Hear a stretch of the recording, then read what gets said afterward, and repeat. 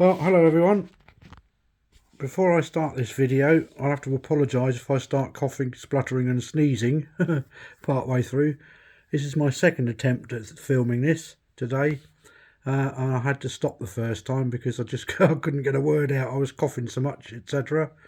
I've got a touch of hay fever, I think.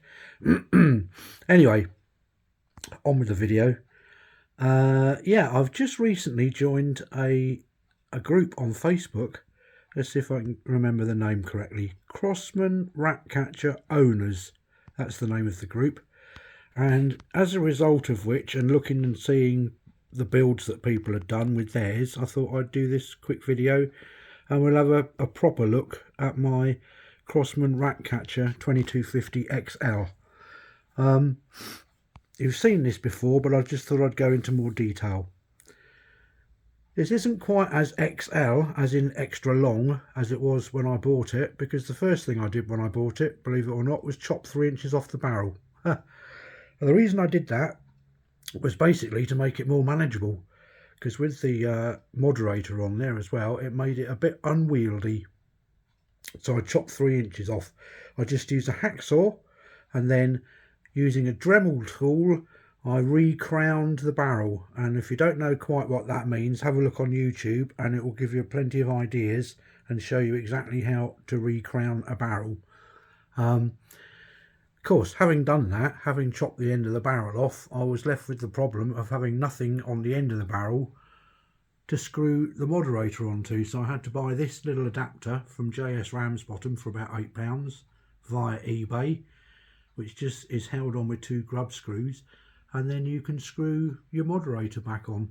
This one is extremely effective, I've found, and it's made by a company called A-Tech, and it's the A-Tech Wave, which cost me £40 new. That was from my local gun shop. Does a really good job at quietening it down. Without it, it sounds like a rimfire. With it, whatever the pellet hits makes more noise than actually shooting the gun, so it does a very good job. Moving back this way, we've got a cheapo bipod, which is very effective. It's a Harris style, which came from Amazon for about £25, and I've attached it to the foregrip by taking the foregrip off, measuring exactly where I wanted it, getting it nice and central, etc., and then drilling a hole through the foregrip, almost the size of a sling swivel stud, which I then screwed in. And before putting the foregrip back on, I used some epoxy, which I put on the inside where the sling swivel stud was poking through, waited for that to go off, and then attached the forestock again and then the bipod, and that means that it just can't pull out. So that's nice and secure on there. Also, I had to make sure that it was far enough forwards so that when it was folded up, you could still use the foregrip sensibly.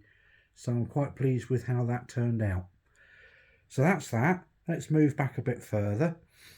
If we move up here, you'll notice that I've got a grav mag on mine.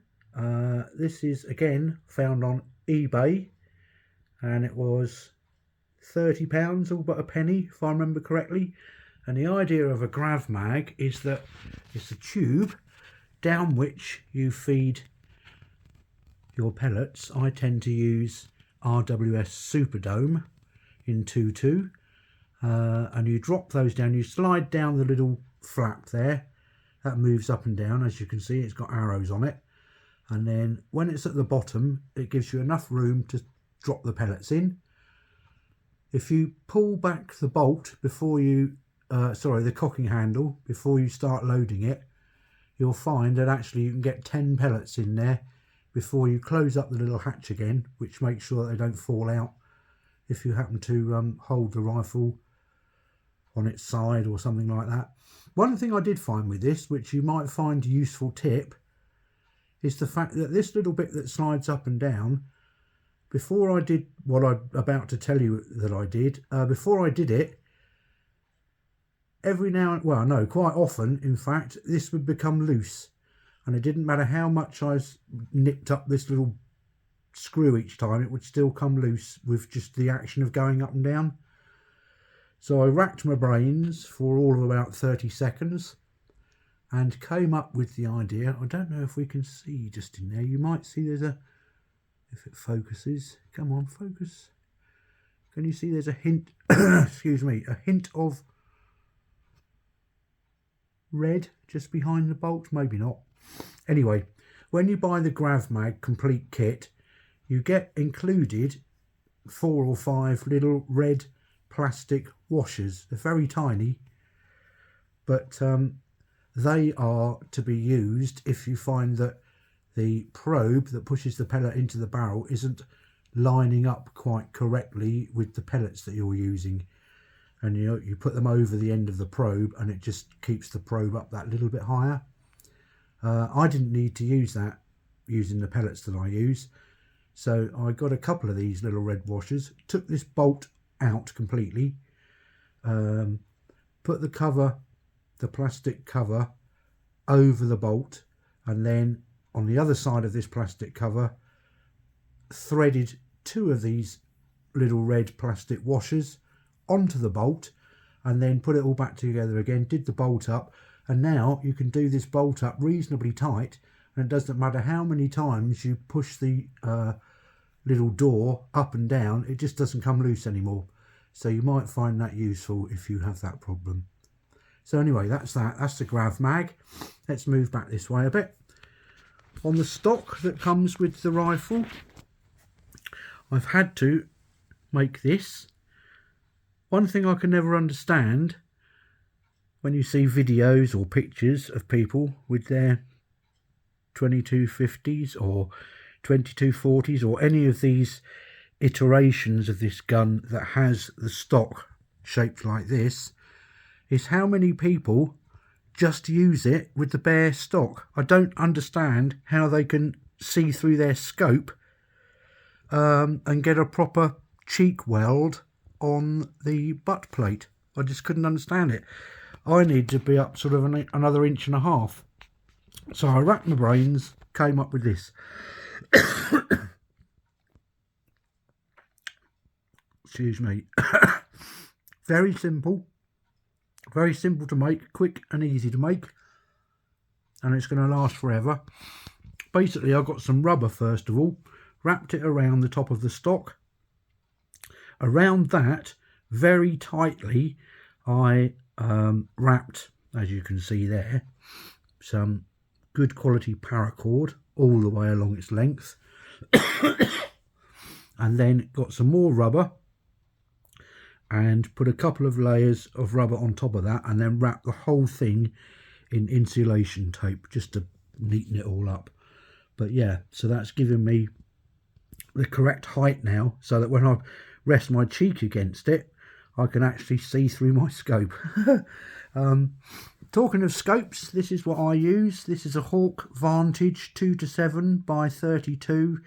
This is the illuminated one, so there's the wheel, side wheel there for the illumination. Excuse me.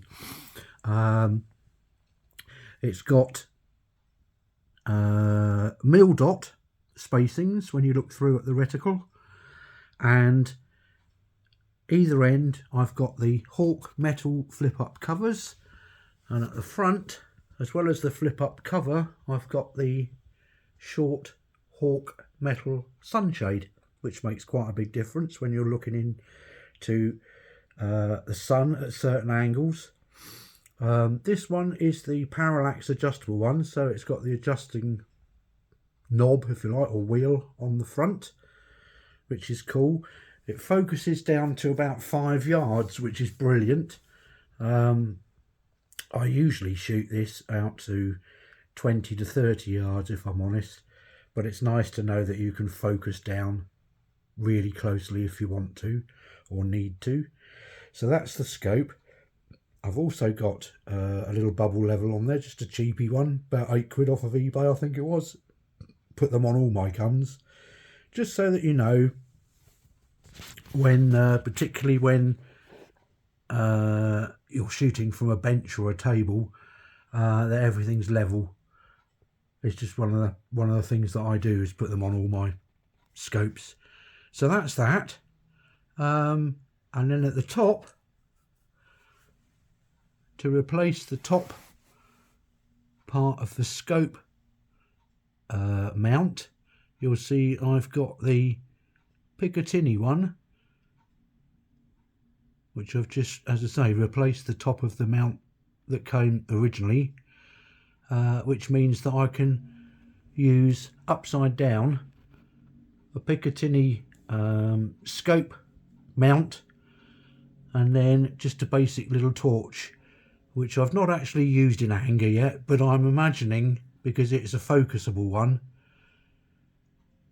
that if I ever get the chance to shoot rats and things like that, that it would become very handy at night time, because you can have it at different brightnesses as well, so not to scare things away too much. So yeah, that's pretty much it. That's in detail my Crosman Ratcatcher 2250 XL.